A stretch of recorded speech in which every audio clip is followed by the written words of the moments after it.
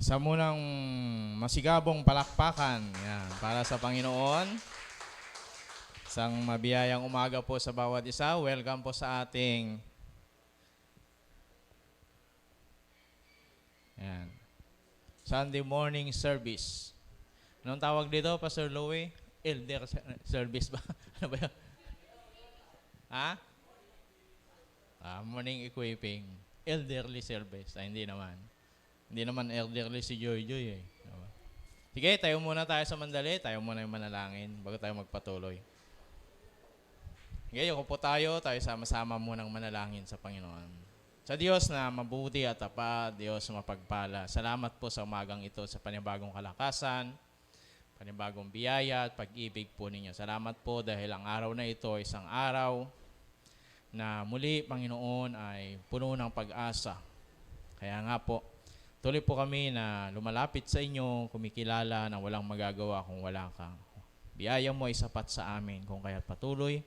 Hiling namin ang pangunguna mo, Banal na Espiritu, pagbibigay mo sa amin ng karunungan sa mga bagay na gagawin po namin at nais mong mangyari, ma-accomplish sa pamagitan po namin. Salamat po sa buhay ng bawat isa na narito sa lugar na ito, Panginoon, naglaan ng oras at panahon, ng effort para pumunta dito. Maging din po sa kanila ng mga nunood, nakikinig, Panginoon, sa internet. We pray, Lord, na ikaw din po magpala at humipo sa kanila. Alam po namin, ikaw ang Diyos na mabuti at tapat. Salamat po sa iyong biyaya sa pangalan ni Jesus.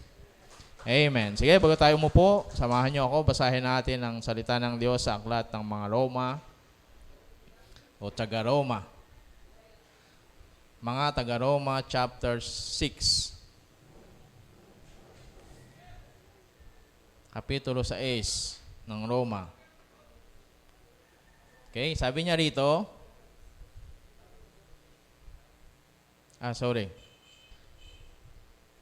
Hindi pala 6:5. Ayan. Nag-forward lang yung Romans chapter 5 pala o kapitulo 5. Okay, sabi niya rito, verse 1, sapagkat napawalang sala na tayo sa pamagitan ng ating pananampalataya, mayroon na tayong mapayapang relasyon sa Diyos sa pamagitan ng ating Panginoong Hesukristo. Sa pamagitan ng pagsampalataya kay Hesukristo, tinamasa natin ang kagandahang loob ng Diyos. At tayo nagagalak dahil sa pag-asang tayo'y makakabahagi sa kanyang kaluwalhatian. Verse 3, hindi lamang iyan, kinagagalak din natin ang mga kahirapang ating tinitiis dahil alam nating ito'y nagbubunga ng pagtitiyaga. At ang pagtitiyaga ay nagbubunga ng katatagan. At ang katatagan naman ay nagbubunga ng pag-asa. Diyos ang magpala sa bawat isa. Okay? So, sa panahon ngayon ay napakahalaga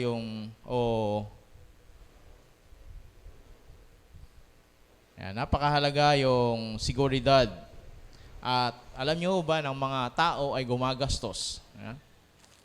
Ayon sa aking pananaliksik, si Trump sa kanyang buong presidency, yung kanyang panunungkulan, ay gumastos ang Amerika ng $97 million. For security niya lang yun. Para lang siya mabantayan. So, ganun kahalaga. At marami pa, ang ating presidente, gumagastos tayo para sa kanyang seguridad. So, sa kanila, sabi sa isang report ay $97 million. Yan. Mas malaki pa sa yaman ni Pacquiao ang nagastos para lang sa kanyang security. Iba pa yung seguridad sa kanyang pamilya. So, ganyang kahalaga. Ganyang kalaki ang nagagastos dahil sa seguridad. Kasi tayo, mga tao, maraming mga tao, talagang yun yung isa sa mga priority nila, ma-secure. Kaya tayo, maraming mga tao ang pumapatay para lang ma-secure sila. Kahit ang gobyerno natin. So, hinahangad nila yung security natin, kaya may food program, ano yan? Yung pagbibigay nila ng pagkain, yan, food security program, di ba? At kung ano-ano pa. Siyempre, nababalot din ng kontrobersya, di ba? Pero, sa madaling kwento ay ganun kahalaga. Yan, pinapahalagahan o binibigyan ng pansin at ginagastusan ang seguridad. Diba? Kasi lahat naman tayo gusto natin maging secure. Tama? Yan. At alam nyo ba sa atin bilang isang Kristiyano, tumanggap sa Panginoon, siyempre, mga Christian naman na tayo dito, di ba? Mga elderly nga eh. So, tayo na tumanggap sa Panginoon ay meron tayong security o guardia, tagapagbantay. Di ba? Alam nyo ba yon? Sabi sa Bible, ang mga anghel, ang isang trabaho nila ay bantayan ang mga tagapagmana ng kaligtasan. Alam niyo ba yun? Minsan tama yung sabi nila, mayroon tayong anghel de la guardia. O hindi lang minsan, totoo yun. Kaya yung mga bata kung minsan, namin ng mga matatanda, ay binantayan yan ng anghel. Ng kanyang anghel de la guardia. Noong nahulog nga dito si Joy John, yung anak ni Pastor, mula sa taas hanggang baba, kasama yung walker niya. Sabi na, ay, kanyan, kasi walang nakakita. Kaya binantayan ng kanyang anghel. Si Uke, nahulog din mula sa taas, pababa sa hagdan. So, binantayan din siya. Ikaw mahulog dyan. Diba? Yung ganyang kataas na hagdan. Yan natin. Pagulong-gulong ka dyan, pagdating mo sa baba, baka basag bungo mo. Si Uke din noon, talagang parang nawala yung dugo, napunta lang sa ulo. Yun mo, yung hagdan namin, di ba? Second floor imaginein mo na lang. Di ba? Yung iba nga, pangatlong hagdan lang, nahulog, namamatay na. Di ba? Babali ang leg. Di ba? Ano ba yun? Nadulas lang yung paa. Di ba? Nahulog. Nauna yung ulo. Basag. Patay. Ayun pa kaya si first floor, second floor to first floor, ilang baitang yan. So, may katotohanan. Kahit sa Bible, yun nga ang sabi niya. Tayo, meron tayong marami akong mga nakausap, mga kwento at nabasa ng mga testimony kahit ng mga missionary, yan. Mga pastor, yung isang professor namin noon sa Advanced Leadership Training Program, ay minsan ay napagkamalan siya na meron siyang kasama. Sabi sa kanya, Pastor, papasukin mo na yung mga kasama mo. Kain na kayo. Kasi bisita siya. Wala naman siyang kasama. Hindi, wala akong kasama. Yung misis ko sana, kaso biglang may lakad. Kaya ako na lang. Pati nga driver ko, wala. So ako na lang. Hindi, yung mga kasama mo doon no, sa may sasakyan, nakatayo, dalawa pa nga eh. So bigla siyang napaisip, ay, siguro, hayaan nyo na yan, mga bodyguard, mga gwardiya ko yan. Hindi yan kumakain. Kumain na yung mga yan. Kasi ayaw daw siyang tigilan ayaw papasukin eh. Pasto tawagin mo na, pinipilit siya. Kasi yung mga tao, nakikita nila doon sa may sasakyan daw, may nakasandal na dalawang malalaking lalaki. Ang lalaki pa naman, kaya sabi nila, malakas kumain. Kasi ang lalaking mga lalaki daw. Kaya sabi niya, hayaan nyo na yan. Saka lang siya pinapasok. Nung inassure niya na, kumain na yung mga yan. Magbabantayan dyan. Pero ayaw siya talagang papasukin ng mga tao sa may pintuan dahil pinipilit nila na tawagin yung kanyang kasama para lahat sila kumain. So, at marami pa. At yung naging kaibigan kong pastor sa ano ba yun, malayong Aurora. Yan. May siya nag-mission din siya, ganun din. So, marami. Napatunay na meron tayong nagbabantay. Na itinalaga ng Diyos para sa bawat isa. So, hindi natin kailangan gumastos ng bilyon-bilyon o milyon-milyon na halaga. Diba? Kung ikaw ay nasa Panginoon. Tama po ba? Yan. Kaya kung gusto nyo magkaroon ng libreng security guard, lumapit tayo sa Panginoon. So, yan ang maganda. So, ako, marami ding beses, siguro kahit din naman kayo, kung magkukwentuhan tayo, maraming beses na naranasan natin kung paano tayo iningatan ng Diyos. Diba? Yung tipo pang akala mo binuhat ka, diba? Tinulak ka, yung mga ganon. Wala namang tao, diba? And yet, you are protected. Yun nga lang sa akin, yung sa motor, isa lang yun, ha? Kaya sabi ko, buti na lang. Sabi ko, ay kung yung paa ko ang tinamaan, nung nabangga, ayun nga bakal, nabasag, nabutas. Kaya nasira yung motor ko, di ba? Yung kuwanan niya ng, basag nga yung bakal yung pakayang paa ko na, di ba? Paa pa lang natin. Yung buto, ay nako, durog. But, sa ako lang na-realize nung sabi ko, ay, salamat, Panginoon. Ayaw mo akong magsaklay, o kaya maputulan ng paa. Diba? So, parang sobra-sobra na yan. So, God will protecting. Marami, and I believe kahit din po kayo. Diba? Naniniwala po ako. Marami kayong kwento ko inyong babalikan. At ngayon, siguro, binabalik-balikan nyo. Isipin ninyo, diba? Saan yung most protected, yung most delikadong ngunit na ingatan kayo. Diba? Kasi ang mga security, ang isang ang trabaho talaga nila magbantay. So, pag nagbabantay ka, handa mong ipagpalit ang iyong buhay para sa kanya. Maalala niyo si ating Vice President noon, si Erap. Diba? Yung inambush siya noon. Ano ginawa sa kanya? Tinulak siya pababa, tapos pinatungan siya ng kanyang mga bodyguard. Para kung may lumusot man na bala, silang tatamaan bago siya tamaan. Ganun ang seguridad. Ganun ang security. Bubuwis nila ang buhay nila para sa kanilang binabantayan. Mas mabuti pang silang mamatay. Kaya tinulak siyang ganyan, tapos dinaganan daw ng mga bodyguard niya para lang ma-secure siya. So, nung binanatan, yung binaril yung kanilang sasakyan, diyan sa may Luneta yata yon. Very controversial din yun noon. Anyway, tayo, yun yung isang bagay na inaasam-asam natin. Pero, salamat dahil may namatay para sa ating seguridad. Tama? Kaya ang pagiging, yun nga, hindi madali ang mag-secure, lalo na sa mga VIP. Kaya yung mga hinahire o kaya yung mga pag may dumarating na mga VIP sa atin, yan, talagang binabantayan nila. At sila yung sumasalubong sa bala kung kinakailangan. Sila yung sasalo sa babangga sa kanila.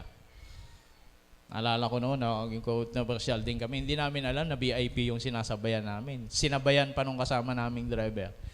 Pastor. Mga makukulit na pastor no? Sinabayan pa, nako. Muntik na talagang. Kasi ito yung sasakyan. Hindi namin alam naman, pero may wangwang sa unahan. Akala namin, tapos na, andun na. Yung pala, yung sinabayan namin, yun talaga yung VIP, hindi pala yung mga naunang sasakyan. Kaya, yung parang siningitan kami na ganyan, kasi sasabay na ganyan, biglang humirit yung isang na ganyan. Naglabas ng baril yung isa sa, tapos, siningitan kami ganyan yung sasakyan namin, kinuha nila. Ano ba yun? Inovertaken nila, tapos siningitan nila na ganyan, kaya muntik na kaming kuwan. So nagalit yung kasama namin, pero malaman namin, ay VIP pala, tumabi na lang kayo.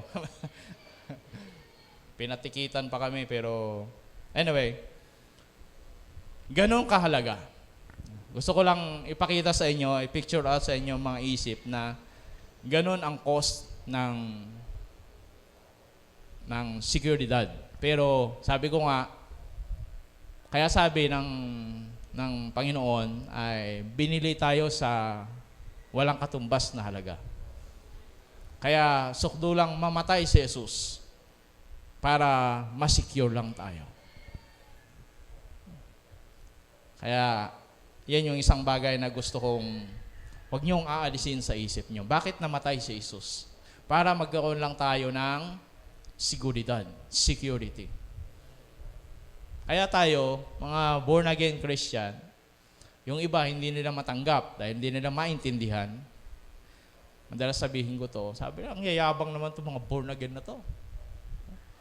Kasi tayo, we are confident and we are secure. Di ba? Naniniwala ba kayo doon? Tayo naniniwala tayo sa eternal security. Na tayo, meron tayong katiyakan ng kaligtasan. Hindi tayo nagsisimba para matiyak natin. Kundi nagsisimba tayo dahil tiyak na natin. Are you there? Ikaw, minsan balik-balikan natin yung mga basic na ganitong, di ba? Kahit mga elderly na tayo, minsan nakakalimutan natin. Kasi pag kulang ka sa security, minsan nagkakaroon tayo ng, yung sabi nga dito, nawawalan tayo ng pag-asa. Di ba? Nanghihina. Yan ang pinakamalakas yata magpahina eh. Di ba? Magpa-hopeless, discouragement, stress, kung ano-ano pa. Kapag nawawalan na tayo ng sense of security. Yan, kahit sa mga babae, yan, mga dalaga. Yun nga nagkwento sa akin noon, parang nai-insecure siya, pero tinitignan ko. Artistahin naman ang itsura, maganda naman. Pero pag may nakita siya, parang mas nagagandahan pa. Diba? Parang ganon. Kaya nai-insecure siya. Sabi ko, dahil wala pang boyfriend. Pero ganda-ganda naman. Kaya sabi ko, kuhan mo lang yan, isip mo lang. Actually, hindi mo siguro alam o hindi nababanggit sa'yo, marami ring naiinggit sa'yo. So, ito kasi yung yun nga sabi ko, pag nawala to, yung sense of security natin, ang daming giging side effect. Diba? Ayan nga, hindi ka na, kung sa trabaho sana, diba? Takot ka nang mag-apply, kasi wala kang confidence sa sarili. Ito yung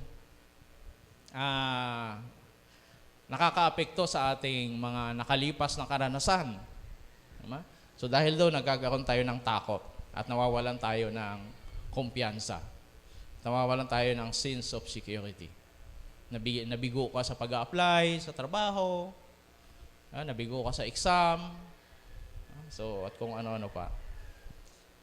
Kaya dapat lagi nating maisip to para magkaroon tayo ng sense of security. Bakit? Kasi sabi niya rito, gusto kong balikan natin yung ating binasa. Sabi niya, sapagkat napawalang sala na tayo sa pamagitan ng ating pananampalataya. So isang dahilan minsan o madalas, kaya ang tao hindi makalaya, diba, sa kung anumang takot na nasa puso niya o anumang kabiguan, minsan dahil sa nakalipas na karanasan. At yan, kung minsan kadalasan yung guilty, diba, yung pagkakasala. Minsan nakagkamali tayo, parang wala na, tapos na. Diba? Pero wag nating kalimutan na walang dumi na hindi pwedeng linisin. Kaya nga, ngayon, ang daming klase ng panlilinis. Panlinis na sa motor. Gusto mong anong klaseng dumi ng motor. Diba? Meron yung sa sticker, meron sa lahat. So, sa katawan din ng tao. Diba? Ang daming kung anong klaseng sabon, pahid-pahid, diba? Alcohol, at kung ano-ano pa. Bakit? Para lang masiguro na yung dumi na to ay pwedeng malinis. Yan. Kaya lagi ko din sinasabi, wala ding dumi ng kasalanan na hindi kayang linisin ng dugo ni Jesus.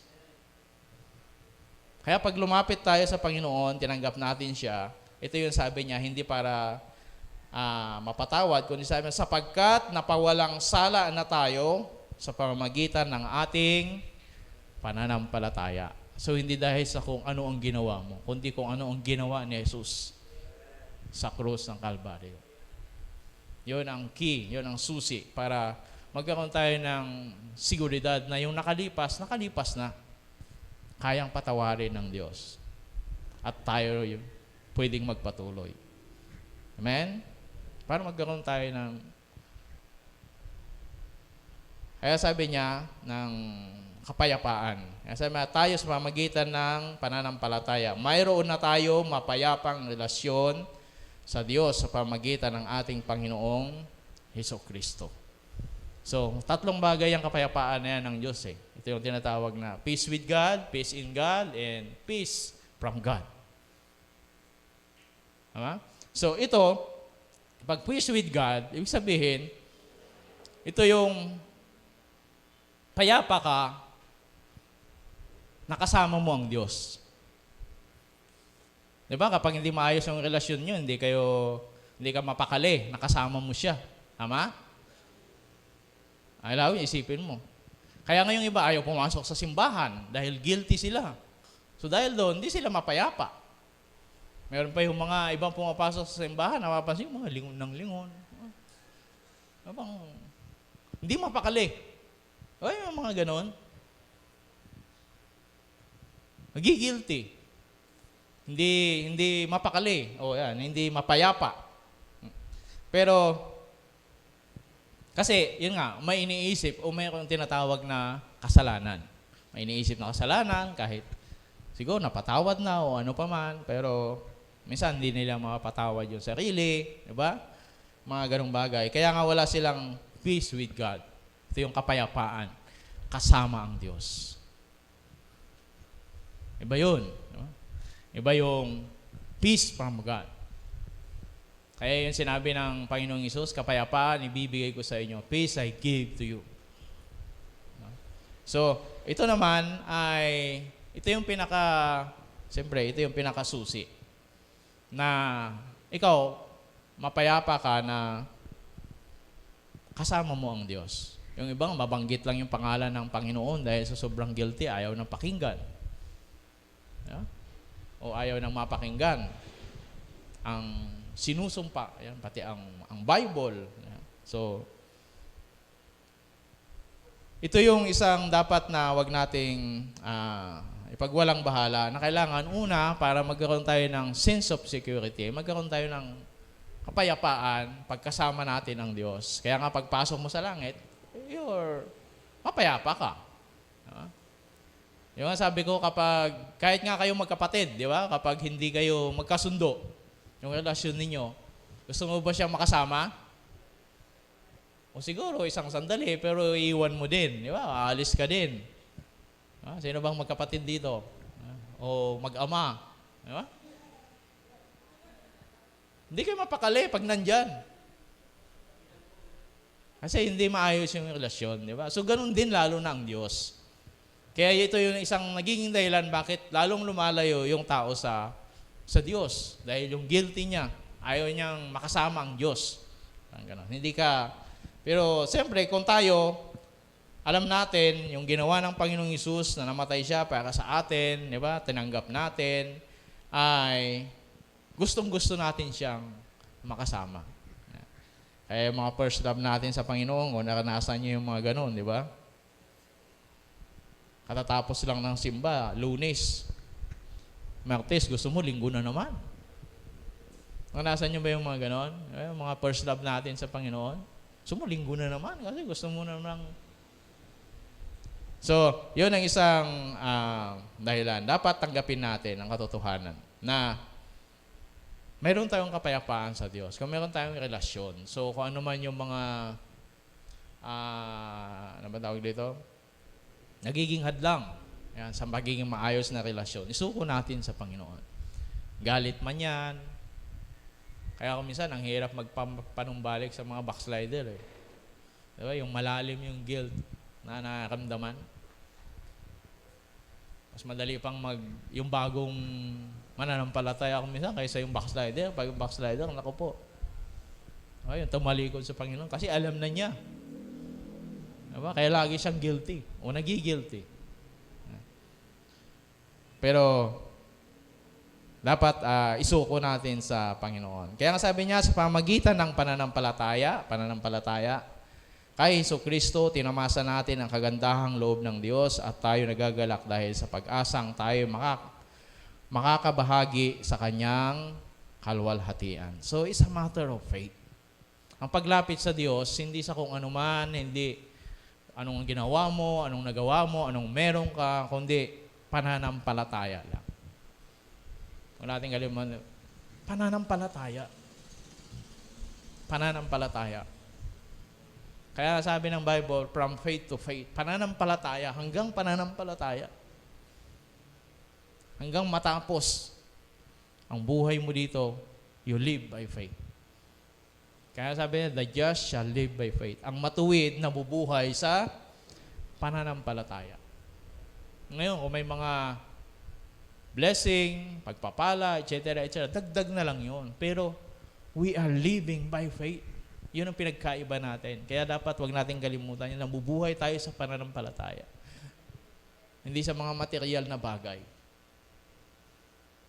Kasi kahit naman yung material na bagay, pamagitan din ng pananampalataya. Gagaling tayo sa pamagitan ng pananampalataya. Pagpapalain tayo ng Diyos by faith din yan. Pamagitan din ng pananampalataya. Kaya, ang matuwid, sabi ng Bible, paulit-ulit, namubuhay sa pamagitan ng panahon. Kaya kung hindi na tayo matuwid, hindi na tayo namubuhay sa pananampalataya. Ganun kasimple. Saan tayo nabubuhay? So, nawawala na yung pagiging matuwid. Yan. Kaya, it's about by faith lang. Kaya nga, ang nabubuhay sa pananampalataya ay mayroong tinatawag na kagalakan. Kung may security guard ka, may security ka, sin security, mayroon kang kagalakan. Kaya nga sabi niya, ano yung verse na yun? Binasa natin. Yan. Sa pamagitan ng pananampalataya kay Jesucristo, tinatamasa natin kagandahang loob ng Diyos at tayo'y nagagalak dahil sa pag-asang tayo makakabahagi sa Kanyang kaluwalhatian. Kaya meron tayong kagalakan. Kaya yun yung bunga ng ating sense of security. Meron tayong seguridad. Kaya meron tayong kagalakan. Kaya nga sabi ni David, di ba, nung siya nagkasala, restore the joy of my salvation. Napakinggan ko pa minsan kay Pastor Ed Dabe, sabi niya, ligtas ka nga, namubuhay ka naman parang impyerno. Ay, wala kang joy. Walang kagalakan. Kaya sabi niya, restore the joy of my salvation. Pagkatapos niyang magkasala. Kaya minsan, o madalas, kaya nalulungkot tayo, di natin alam. Nakanasan niyo ba yung mga ganon? Bakit ako nalulungkot? Mga tatanong sa'yo, ba't ka malungkot? Ewan ko, basta ako malungkot. Diba? Pinakain mo na at lahat, hindi, malungkot talaga ako. Mag-joke ka na, di ba? Naubos na yung patawa mo, pero tumatawa naman. Di ba? Malungkot talaga ako. Ka-encounter naman kayo ng ganon. Mag-iisip ka na rin, mapapasok. Bakit nga kaya? Di ba? Wala yung kagalakan. Pero ang kulang pala noon, meron siyang lack of sin, may pagkukulang sa sense of security. Tanungin mo, ano bang kinakatakutan mo? Ano bang kinakabahala mo ngayon? Biglang titigil. Yan na. Magsasabi na. Kaya may encounter kayong gano'n, kwento, may kinakatakutan. O kaya mayroong kulang. Kaya ang tao laging takot. Diba? Kasi may pagkukulang o may kulang sa buhay niya. At yun, hinahanap sa ibang paraan. Sa pagpapayaman, sa kasiyahan, sa shabu, kung ano-ano. Dahil gusto nilang maramdaman, matugunan. Na ang tanging makakatugon lang pala ay ang Panginoon. Lalo na tayong mga nanay, di ba? Minsan madalas na iwan sa bahay, yung iba. Diba? Minsan may rejection, so nawawalan na rin ng rejection sa pamilya. So, huwag kayong mag-alala. Sabi ng Panginoon, sino mang lumalapit sa Kanya sa anumang paraan, hindi kayo mabibigo. Hindi ko kayo itataboy. Kaya kung minsan kailangan dalhin tayo ng Diyos sa dead end ng buhay natin para matuto tayong lumapit sa Kanya. Diba? Ganun kasi. Kung minsan hanggat may magagawa pa tayo, hanggat mayroon pa tayong malalapitan, sige pa, diyan pa naman si ganito, mayroon pa naman akong ganito, mayroon pa naman ganyan. Pag wala na talaga, saka lang titingala sa Panginoon. Kaya minsan ina-allow talaga ni Lord dumating ka sa ganung punto ng buhay natin. Para sabihin ni Lord, sige, ngayon, trap ka na. Ngayon, dead end ka na. O, tingnan natin. Diba? Kaya, bago mangyari yon, sana wag na wag na dumating sa ganung punto. Kaya dahil doon, kinagagalak natin yan. Hindi lamang iyan. Yan. Kinagagalak din natin ang kahirapang ating tinitiis dahil alam nating ito'y nagbubunga ng pagtitiyaga. So, maraming beses ko nang sinabi dito, minsan hinahayaan tayo ni Lord sa ganong sitwasyon para ma-develop yung ating patience, pagtitiyaga. Kasi ito naman yung paraan eh. Diba? Kasi kung lahat maayos, walang problema, hindi lalabas, di ba? Kaya kung may mga taong makulit, mga taong siguro nilagay ng Lord sa buhay mo yan para ma-develop yung pagtsitsaga mo. O hinayaan ni Lord. Kaya may mga kaibigan kayong ganon, di ba? Kapatiran kayong ganon. Minsan pasalamat tayo sa kanila pala. Oy, salamat Ate Janet nadidevelop yung pagtsitsaga ko. Ba? May psychology ka. May alam ko na eh.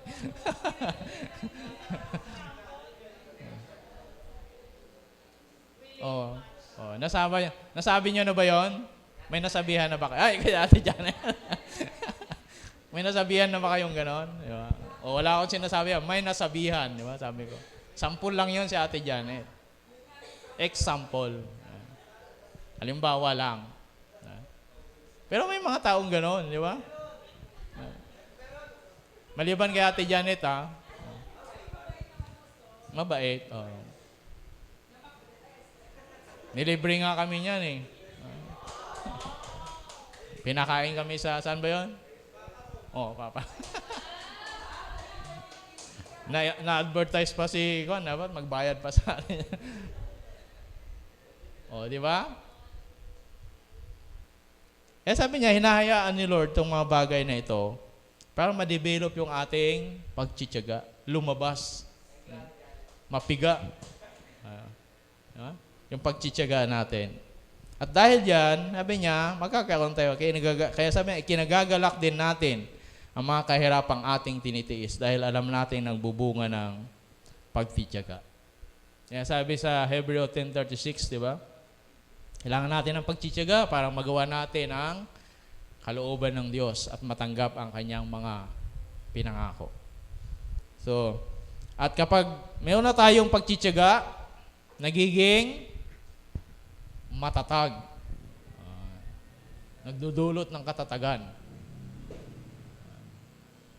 Kaya talagang blessing in disguise ngayong mga tao na to minsan, no? Kasi nagiging matatag tayo. O yung mga sitwasyon na ganito. Sabi niya, at ang pagtitiyaga ay nagbubunga ng katatagan. At ang katatagan ay nagbubunga ng pag-asa. Kaya yung mga taong secured, laging may pag-asa. Hindi basta-basta o hindi nawawalan ng pag-asa. Kahit anong sitwasyon. Kahit anong kalagayan. Hindi mo sila basta-basta o hindi mo mapapabagsak. Laging may pag-asa. At naghahanap ng paraan para magkaroon ng pag-asa. Kaya ang katatagan, sabi niya, nagbubunga naman ng pag-asa. Kaya, ang Panginoong Hesus, nung namatay siya, hindi lang para maligtas yung ating kaluluwa. Kundi habang nabubuhay din tayo dito, ay magkaroon din tayo ng, siyempre, ng ganitong klase ng kaligtasan. Bakit? Hindi para maging komportable tayo. Huwag niyong kalilimutan yon. Hindi tayo pagagalingin ng Diyos para maging maayos yung buhay natin. Pagagalingin tayo ng Diyos dahil kailangan niya pa tayo. Kaya nabubuhay ka pa dahil kailangan ka pa ng Diyos. To accomplish, para mangyari. Diba? Maghanap mo, matupad mo yung purpose kung bakit ka nilikha ng Diyos. Because naniniwala ako na lahat tayo nilikha ng Diyos for a purpose. Walang aksidente. Tama? Kasi mula pa sa sirang pupunan ng bata, alam ka na niya, kilala ka na niya.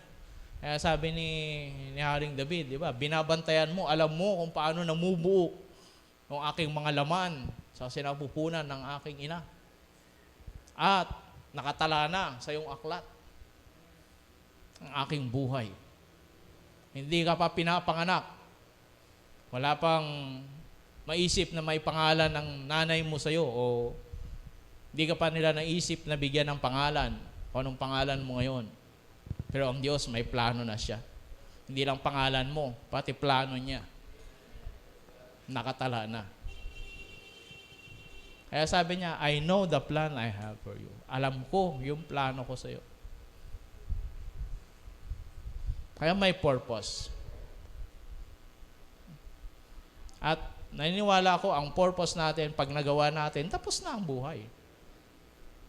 Diba? Kaya, maraming mga tao,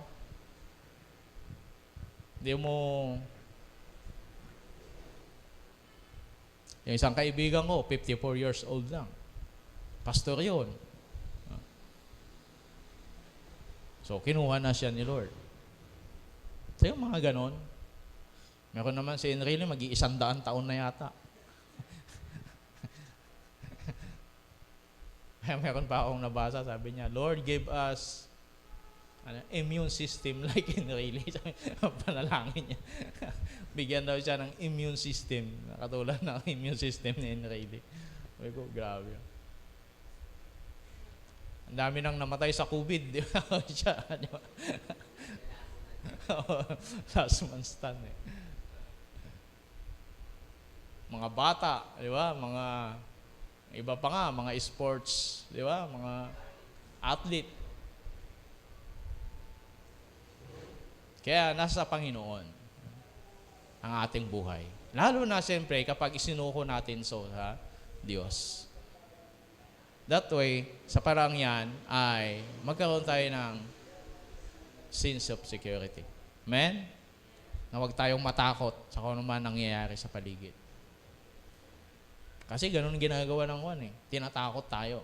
Para puwersahin ka na gawin yung isang bagay na kung minsan kahit labag sa iyong kalooban. Di ba? Ganun naman ginagawa. Kahit ibang tao. Kaya, salamat sa Panginoong Hesus sa kanyang kamatayan sa krus. Sa kanyang dugo na buhos, nagbayad para sa ating seguridad. At ang pinakamahalaga, yung security natin, yung eternal security. Ang buhay, paulit-ulit nating napapakinggan, ang buhay sandali lang. Diba? 80 years, 90 years, so sabihin mo na 100 years. O 200 years kung gusto mo, bahala ka. Hindi mo na mahila yung kumot mo. Diba? Yung kulaba ng mata mo, hindi patong-patong na. Gusto mo yun? Yung ganong buhay? Diba? Pinakamatandang tao, sino? Nabuhay sa Bible. Si Methuselah. Diba? Methuselah. Methuselah. 996 yata yun. Grabe. 969 o 969. Grabe. Gusto niyo ganon? Sa panahon ngayon, gusto mo ganon mabuhay karatagal? Kinain mo na lahat ng inanghap mo na lahat ng carbon monoxide. Dioxide, lahat na ng oxide na ko, nilanghap mo na.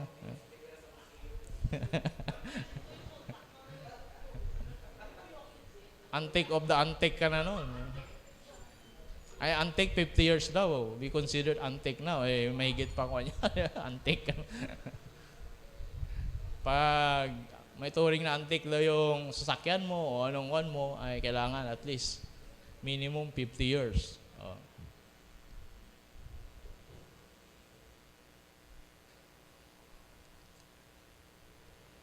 So napakahalaga yung eternal security natin. Sandali lang naman ang buhay natin. Amen? Lalo na tayo, siyempre, pag medyo elderly na, sabi na, medyo palubog na ang sikat ng araw. Pero dito, meron siguro yung nasa kalagitnaan, hindi natin alam ang buhay natin. Pero ang mahalaga, mga kapatid, mawala na ang lahat, wag lang yung ating eternal security. Kasi ito yung walang hanggan.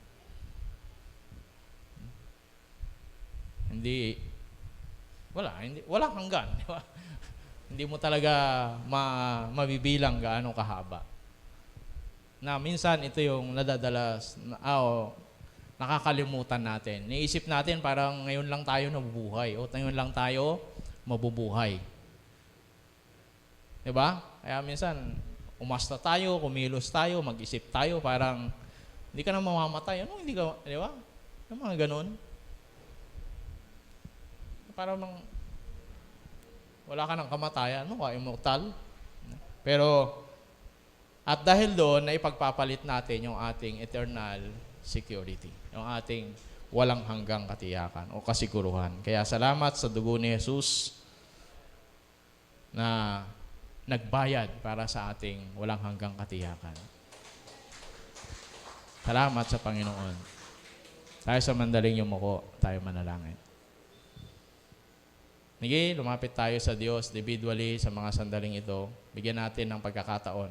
Kaya natin ang mga usap patuloy ang banal na Espiritu, paalala sa atin. Ano ba yung mga pangamba sa puso natin? Minsan, di naman natin nasasabi. Totoo lang, hindi natin nasasabi minsan. But deep inside, sa loob-looban ng puso natin, nandoon yun. At alam yun ng banal na Espiritu. So maganda, isuko natin, ihingi natin ng tawad kung kinakailangan. Yung mga pangamba na yun. At alam yun ng Panginoon. Okay, lumapit tayo sa Panginoon.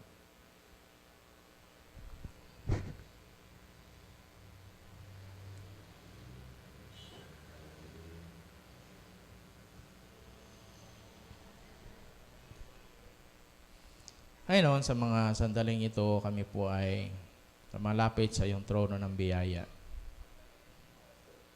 Ikaw na Diyos na nakakaalam ng lahat. Ikaw na Diyos na may magagawa. Salamat po. Dahil sa aming paglapit sa iyo, hindi lang alam mo, o minsan mas alam mo pa kaysa sa amin. Yung nasa puso po namin, sa kaloob-looban ng aming mga puso. Mga sandaling ito, sinusuko po namin sa iyo anumang mga takot at pangamba na siyang sisira, aalis sa aming walang hanggang seguridad. Sa piling po ninyo, lalo na, Panginoon. Sinusuko namin to sa inyo. Ipakita mo, Banal na Espiritu. Makita namin to, at pag nakita namin, Lord, alam namin kung paano namin to maiwasan, mapagtatagumpayan, upang patuloy na mamuhay kami na may kapayapaan, na may kagalakan. Pagkat ito ang nais mo sa amin, na kahit ano, sino, at kahit anong meron po kami, kung wala po kaming kapayapaan, wala po kaming kagalakan sa aming mga puso. Lord, may kulang at kulang pa rin. Kaya patuloy na humingi po kami sa iyo, Banal na Espiritu, ng karunungan, ng kapahayagan, at hindi lang malaman namin, mapagtagumpayan po namin. Salamat po dahil hindi lang alam mo, may magagawa ka kung kami lalapit sa inyo. Kaya pangunahan mo rin po kami, tulungan, Banal na Espiritu, sa aming kahinaan. Paano po kami lalapit, paano po kami mananalangin ng ayon sa kalooban ng aming Ama. Salamat po sa pagpapatawad. Salamat po sa pagtanggap kung sino kami at ano kami. Salamat, Banal na Espiritu, sa patuloy na pagpapaalala sa amin ng mga katotohanan. Lord, simpleng bagay aming napag-usapan, pero minsan dito kami nadadaya ng kaaway sa areang ito. Dahil minsan nanineglect po namin. Hindi namin nabibigyan ng pansin. Maraming mga bagay ang nagiging bunga ng simpleng bagay na ito kung ito'y nanineglect po namin. Hindi namin ito nabibigyan ng pansin. Kaya marami pong salamat dahil sa ganitong paraan. Kahit ang aming relasyon sa inyo, relasyon sa aming kapwa, ay inaayos mo. Tuloy na mangusap ka sa amin, kausapin mo po kami. Ano man yung mga katanungan sa puso, sa isip ng mga anak mo na ito, bawat isa po sa amin, Lord, hayaan mo na patuloy namin itong masumpungan sa inyo. Patuloy namin itong makita at upang mapagtagumpayan. At kung kinakailangan, magamit mo din po kami para sa ganitong sitwasyon sa iba. Salamat po, O Diyos, at patuloy ng pribileyo, ng kagalakan at seguridad ay patuloy naming maasahan at matatamasa sa inyo lamang, Panginoong Hesus. Sa pangalan ni Hesus, Amen. Okay, salamat po sa inyong attention at pakikinig. God bless you, man.